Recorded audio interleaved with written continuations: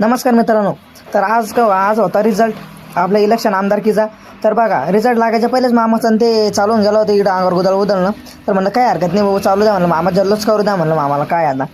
तर मग बघू शकता, मग आम्हाला रिझल्टची उत्सुकता लागली होती, मला तर खूप लागलेली होती, विचारूच नका. तर मग बघता बघता इकडं आलो बसस्टँडला आलो. तर फुलंब्री तालुक्यामध्ये अनुराधाताई चव्हाण आलेल्या होत्या. तर हे बघा, सगळीकडं जल्लोष चालू होता ताईंचा, तैबेचे झाल्याबद्दल.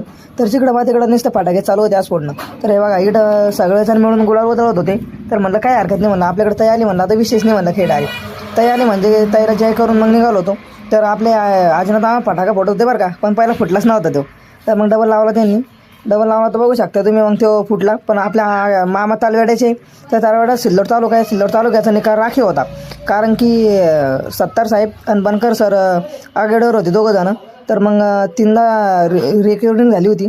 तर मग आम्ही रिझल्टची वाट बघत होतो. तर अजून रिझल्ट लागला नव्हता. तर सिल्लोडचा रिझल्ट कसा येईल तर तुम्हाला नेक्स्ट पार्टमध्ये सांगतो मी. तर बघू नेक्स्ट पार्ट. धन्यवाद.